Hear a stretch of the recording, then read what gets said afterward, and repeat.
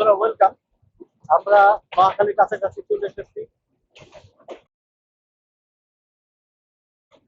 গতি বেশ বেড়েছে।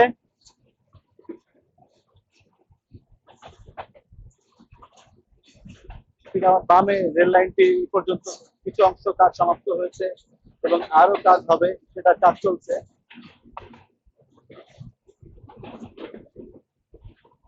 তৃতীয় উপযুক্ত লাইন, যেটা এর আগের ভিডিওতে বলছিলাম, যে ঢাকা থেকে টঙ্গী জংশন পর্যন্ত, ঢাকা থেকে বলতে কমলাপুর থেকে টঙ্গী জংশন পর্যন্ত যে ডাবল লাইন রেলপথটি রয়েছে সেটার পাশাপাশি আরো দুটি রেলপথ করা হবে, যেটি অনেক পুরনো একটি প্রকল্প। ঠিক এই মুহূর্তে মহাখালী ফ্লাইওভার আমরা পার হচ্ছি। এখন কিন্তু বেশ দ্রুত গতিতে ট্রেন এগিয়ে চলেছে।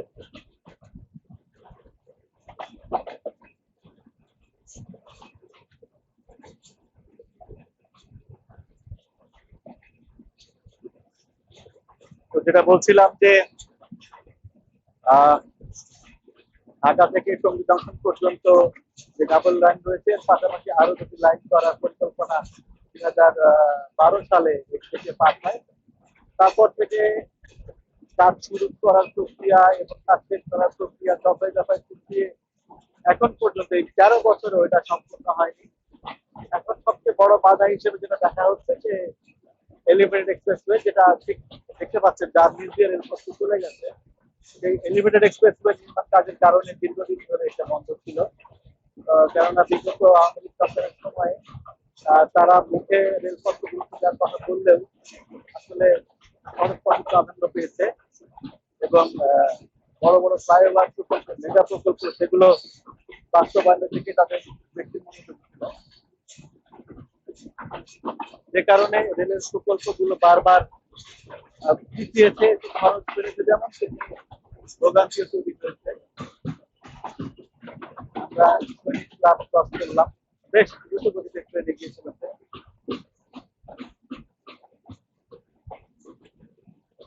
আপাতত এখানে সিগন্যাল পোস্ট ছাড়া কোনো ব্যারিয়ার থাকার কথা না।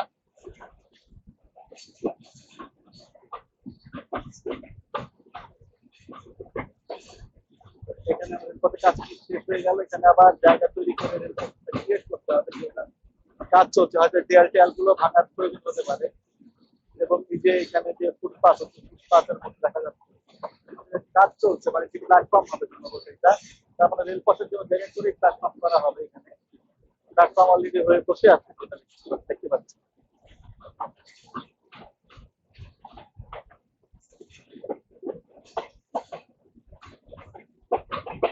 আমাদের বিউটিফুল কার আছে, কারণ আমরা ওই পাশ থেকে আসছি।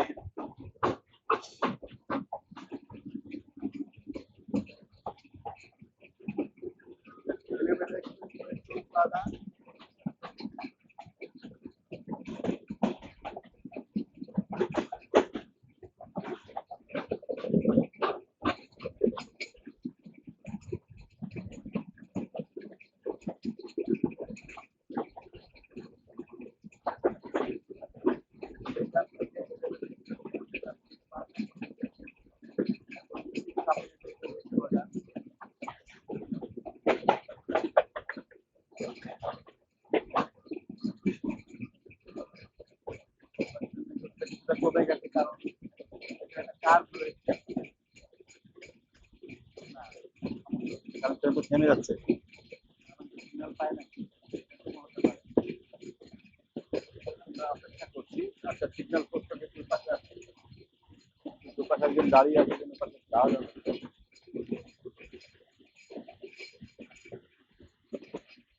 ট্রেনটা থেমে গেল, জানি না কি কারণে। আমরা ঠিক আর্মি স্টেডিয়ামের সামনে এই মুহূর্তে কোনো ইস্যু হয়েছে মনে হয়, সিগন্যাল পাইনি সম্ভবত। এবং হর্ন দিয়ে বারবার সিগন্যাল ক্লিয়ারের জন্য লোকোমাস্টার চেষ্টা করছেন। এই যে মানে পুরো বাংলাদেশে একটা ডাস্টবিন।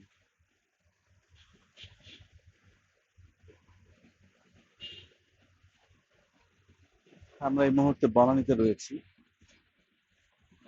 জানি না কি কারণে ট্রেনটা এখানে থেমে গেল। এখন অবশ্য একটু ধীর গতিতে উঠছে,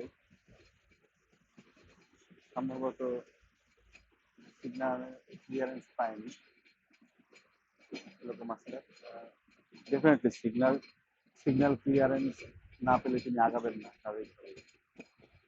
কারণ ট্রেনে বসে তো আর আইডিয়া করা যায় না যে এটা কি ভুল ক্রমে বা কোনো বিশেষ প্রয়োজনে সিগন্যালটা দেওয়া হয়নি। তারপরেও গতি ধীরে ধীরে বাড়ছে। কার্ভের জন্য এইভাবে ট্রেন থেমে যাওয়ার কথা না, কারণ আমি এর আগে অনেকবার এখান দিয়ে গিয়েছি এবং কার্ভটা খুবই চমৎকার লাগছে দেখতে।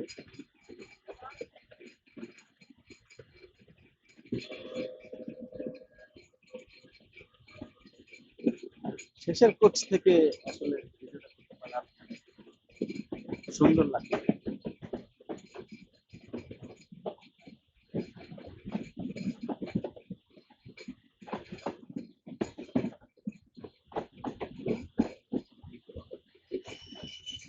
এখন বাঙালি ওভারপাস ক্রস করছি, আগে এই ওভারপাসের আগে প্রচন্ড যানজটের মধ্যে হতো। সড়ক পথ ব্যবহার করতে গিয়ে কেননা প্রায় সময় 2-3 মিনিট পর পরই ট্রেন পাস করতে।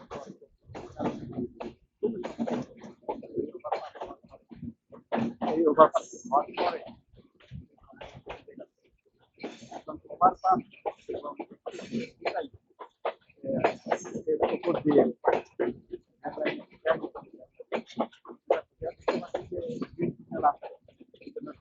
বেড়ে গেল। এখানে চারটি লাইনে দৃশ্যমান আপনারা দেখতে পাচ্ছেন।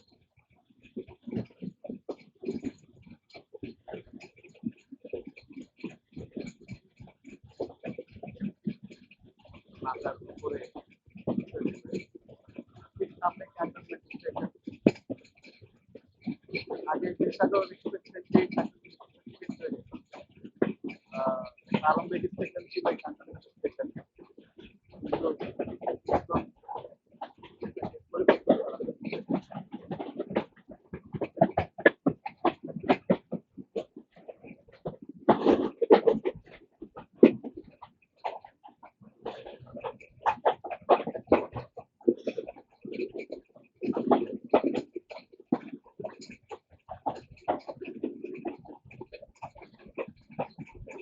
ক্যান্টনমেন্ট স্টেশনটা মোটামুটি বড়, এখানে অনেক অনেক লাইন রয়েছে, যেমন কামরাঙ্গীর তেলবাড়ি ওয়াটার তেলবাড়ি পার করা হয়েছে এবং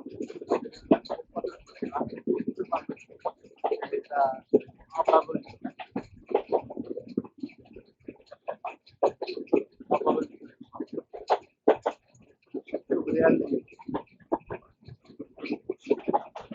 আবারও ট্রেনের গতি বেড়ে গেছে।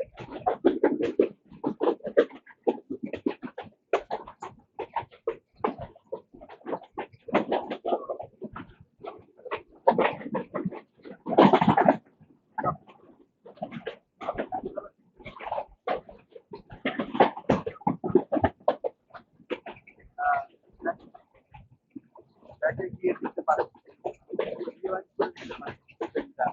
সরি ট্রেনটা পিক আপ করে গেল। এখন তো দেখতে পাচ্ছি না থেকে আগে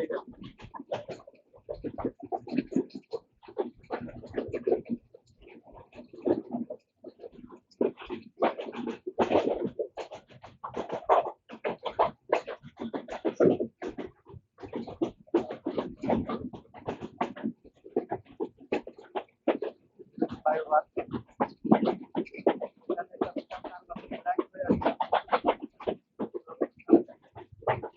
ব্যাটার চেষ্টা করি।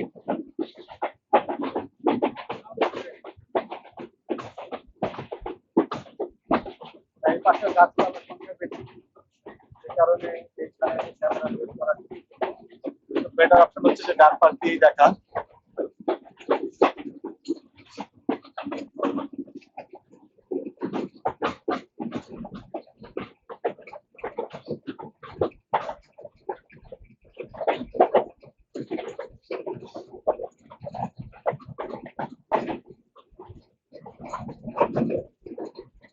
দুর্বার গতিতে আমরা পার হয়ে গেলাম।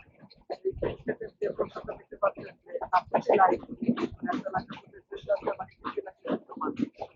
তার ডান পাশে যে এক্সপ্রেসওয়ে যে ক্রস এক্সপ্রেসওয়ে দেখা যাচ্ছে, এটা পুরোটাই কিন্তু এক সময় জলাশয় ছিল। বাংলাদেশে বাংলাদেশে বাংলাদেশে জলাশয় সময় ব্যবধান বড় বড় সমুদ্র পাশাপাশি কিন্তু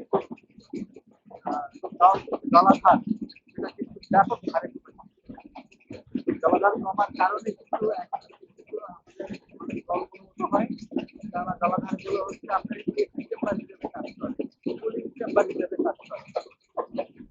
অন্যদিকে হচ্ছে যে পানি নিষ্কাশন ব্যবস্থা এবং পানি ধরে রাখার যে আধার সেটা কমে যাচ্ছে, কারণ জলাবদ্ধতার পরিমাণ বেড়েছে। কারণ জনসংখ্যা কিন্তু বেড়েছে, পানি উৎপাদনের হার বেড়েছে, পানি ব্যবহারের হার বেড়েছে এবং জলবায়ু পরিবর্তনের প্রভাবে যে মানে এক্সট্রিম লেভেলের যে ওয়েদার কন্ডিশন দেখা যায়, অর্থাৎ বৃষ্টি যখন নাই তখন একদিনই বৃষ্টি নাই, আবার বৃষ্টি যখন থাকে তখন অতিবৃষ্টি থাকে, অল্প সময়ের মধ্যে অনেক বৃষ্টি হয়, অনেক ধরনের ঝামেলা পোহাতে হয়, যেটা কিন্তু মানে খুবই একটা চ্যালেঞ্জিং বিষয় পুরো পৃথিবীর জন্য। আচ্ছা, আমরা যে দেখতে পারি কিনা যে দেখা যায় কিনা, হাঁটামাইকে আমরা পার হয়ে এসেছি না সামনে আছে, তো অপর দিক দিয়ে আরেকটা ট্রেন যাচ্ছে, এটা দারুণ দৃশ্য, এটা দেখে আসি।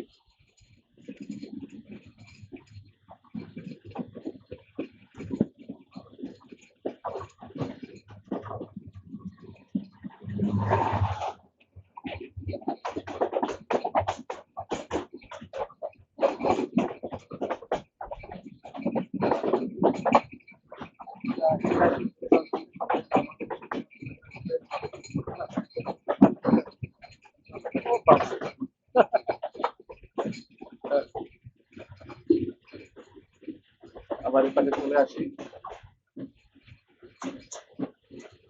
আমরা কি টার্মিনাল পার হয়ে গেছি? না, টার্মিনাল ক্রস করছি আমরা। এই যে সুদৃশ্য থার্ড টার্মিনাল, মানে গ্রাউন্ড হ্যান্ডলিং জটিলতার কারণে এই থার্ড টার্মিনালটি 99.9% কাজ করতে যাওয়ার পরও উদ্বোধন হচ্ছে না বা উদ্বোধন করা যাচ্ছে না। এত বড় বিশাল একটা স্ট্রাকচার মানে অব্যবহৃত অবস্থায় পড়ে আছে।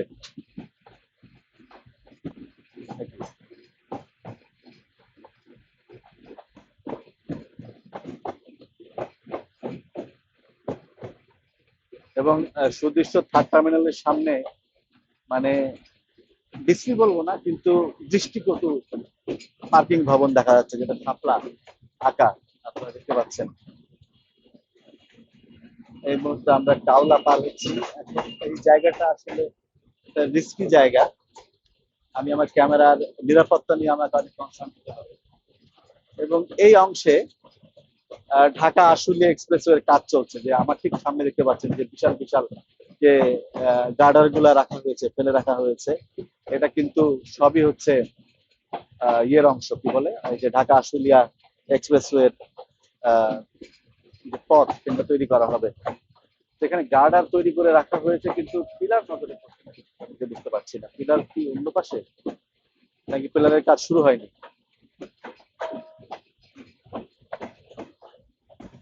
নাকি এটা কাজ পরে শুরু করা হবে, হতে পারে যে এখানে কংক্রিট ঢালাই করে এই যে মানে গার্ডার গুলোকে প্রিপেয়ার করা হচ্ছে, যে কাজ চলছে এখানে, কি বলে এটাকে, স্ট্রাকচার গুলোকে তৈরি করে রাখা হয়েছে, সাবস গুলোকে তৈরি করে রাখা হয়েছে এবং এটাতে কংক্রিট ঢালাই হবে প্রত্যেকটাতে। এই জন্য আপাতত এটা একটা ইয়ার্ড হিসেবে ব্যবহার হচ্ছে।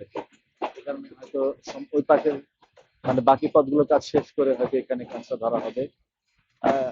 রেলের গতি একদমই কমে গেছে, কারণ আমরা বিমানবন্দর স্টেশনের কাছাকাছি চলে এসেছি।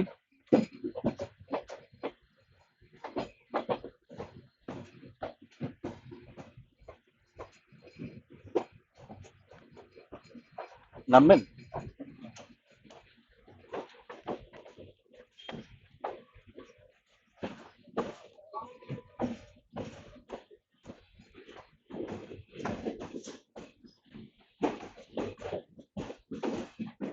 বিমানবন্দর স্টেশনে প্রবেশ করেছি এবং এটা হচ্ছে বাংলাদেশের দ্বিতীয় ব্যস্ততম এবং এমন কোনো ট্রেন নাই যেটা এখানে দাঁড়ায় না। আজকে শুক্রবার, ভোরের ট্রেনগুলোতে প্রায় ভিড় বেশি থাকে এবং ওকে, আমি আমার সিটে ফিরে যাই।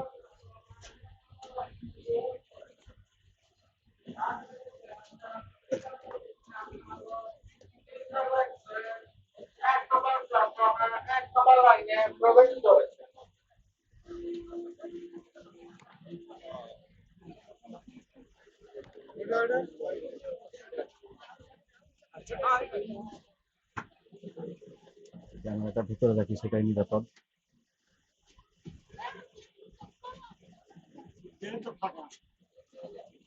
তবে এক্স্যাক্টলি 16 মিনিট, অর্থাৎ আমরা মহাখালীর ঠিক আগে আহ, এই ট্রিপটা শুরু করেছিলাম। এই মুহূর্তে 16 মিনিট 14 সেকেন্ড, অর্থাৎ এর আগে ট্রিপ এরকম 16 মিনিটের মতোই ছিল। এটাও 16 মিনিট, মানে অর্থাৎ 32 মিনিট, 32 মিনিটের মতো আমাদের সময় লেগেছে, বা 33 মিনিট বলতে পারি, অন অ্যাভারেজ সময় লেগেছে বিমানবন্দরে পৌঁছাতে, মানে কমলাপুর থেকে বিমানবন্দরে পৌঁছাতে। তো একটা ভালো খবর হচ্ছে যে এই ট্রেনের স্টপেজটা যে কারণে খুব বেশি সময় লাগবে না। আমি যদি দেখাই, আচ্ছা পরে কথা বলি, কারণ এই ট্রিপটাও অলমোস্ট 17 মিনিট হয়ে গেছে। তো সবাই ভালো থাকবেন, দেখা হবে পরের ভিডিওতে। আল্লাহ হাফেজ।